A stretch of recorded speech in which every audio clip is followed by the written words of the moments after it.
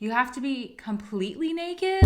Welcome back to another episode of German culture shocks that no longer shock me. If you missed my first video, I'll link it here so you can rewatch everything. But this is basically a part 2, so let's get into it. Starting with public nudity. So the first year that I lived in Germany, I was invited to go to a sauna. And in the saunas here, you have to go in completely naked, which is very different from saunas in the US. Usually in the US, you go in wearing a swimsuit, and that's completely normal. But here, if you wear a swimsuit into the sauna, it's looked at as unhygienic. I guess because you sweat a lot in it, and it's totally normal here to go in completely in the nude. This came as a huge surprise to me because in the US, nudity culture is not a thing. You always have to be kind of covered up and look modest, especially when you go into a public setting like that. Here in Germany, nudity is very much accepted and embraced. It for sure took some getting used to, and I think it has actually taught me a lot about what it means to have body acceptance. I think that's something that is much more embraced here in Germany, whereas in the US, there's a lot of body shaming and not really this culture around embracing your body how it is. And I think that's something that's very different here in Germany and something that I really like. But the first time I had to go into a sauna naked, I was like, so you mean I can't wear anything? Only thing that you put underneath yourself is a towel. So you have to go into the sauna, bring a towel, put it down, and then you just take off all your clothes. And at first it felt a little funny, but then you kind of just get used to being around everyone because everyone is also naked. So it's not really sexualized. It's just kind of how people are, I guess. Okay, we gotta stay on track here. Moving on to punctuality. So it is a stereotype that Germans are often on time, and I find that to be mostly true. I actually got reprimanded by a German friend once, and she told me that it was rude of me to be late. I think I was maybe 5 minutes late that time, maybe. But as someone who previously lived in New York City, where the norm is to be late, it was definitely a shock and adjustment for me to be on time. And I'm still honestly not on time. It really depends on the friends that I'm meeting. But I know that Germans really prioritize being on time or even being early. If you're on time, that means you're actually late. I think that most of my friends who are German are definitely on time. But the one exception that is not on time here in Germany is Deutsche Bahn. The trains are not on time here, and it's actually super funny.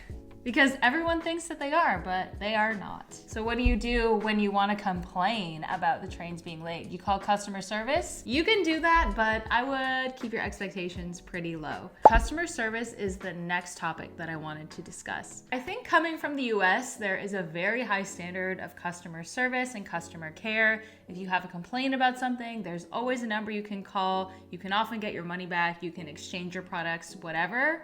But in Germany, there are very strict return policies, and if you complain about something, there's not often a lot that can be done. Most of the time, people just want to get this call over with, myself included, but the customer care agents, I think they just don't really care as much, I would say, and it's more your problem than their problem. Whereas in the US, saying the customer is always right, but here it's more like the customer is on their own. This is something that I didn't really like because I think I've been a little bit spoiled by coming from the US. But now I'm just kind of like, okay, I guess I have to deal with this and figure it out on my own. But it's just so different, the contrast between customer service in the US and customer service here. Customer service in the US, you can sometimes return stuff up to 2 years, or maybe even the stores have a lifetime return policy, which I think is a little bit insane, but I'm gonna take advantage of it if I'm there. You can have used something for a long period of time, and then after,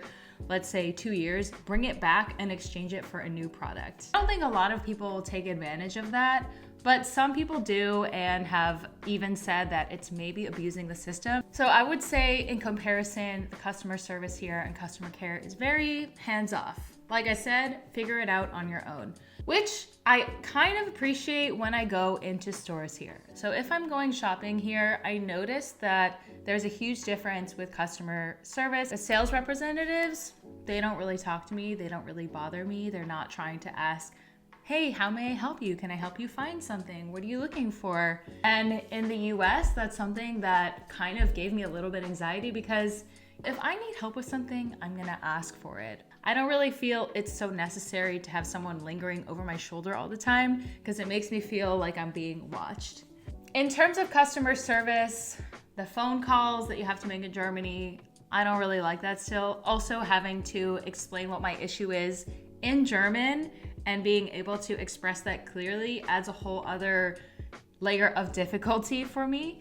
And when I go into a store and the sales representatives don't bother me, I like this. I want to shop in silence. This is kind of related to my next topic, which is small talk. So I know that Americans love small talk. Well, we don't love it, but it's just part of our culture. We always ask, how are you doing? How was your day? How was your weekend? What did you get up to in the last couple days? We try to kind of make that conversation feel a little more fluid from the beginning, break the ice, but Germans don't really do that. I even have German friends that have told me after having to work with Americans, they had to learn how to do small talk. It's just not part of their culture here. If you're working in an office setting, you especially notice this because Germans are there to get the things done. They want to get straight to business, talk about the project, start that meeting. The Americans are always kind of like, yeah, how was that? That sounds great. Yeah, it's definitely a big difference. I personally don't mind either way. Sometimes I like having small talk just because it loosens everyone up. It gets everyone talking a little bit. And sometimes it can go on for too long. I noticed going back to the US,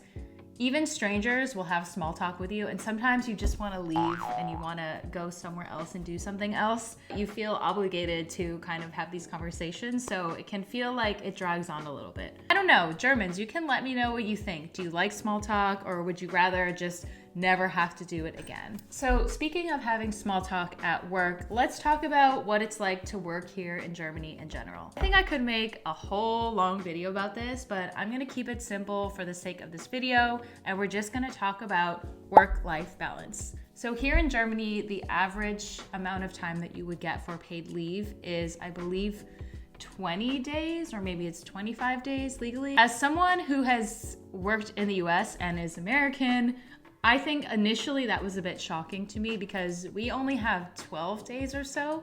So I was thinking, wow, I have so much time off. That's double the time that I normally get. And initially I thought, what am I gonna do with all this time?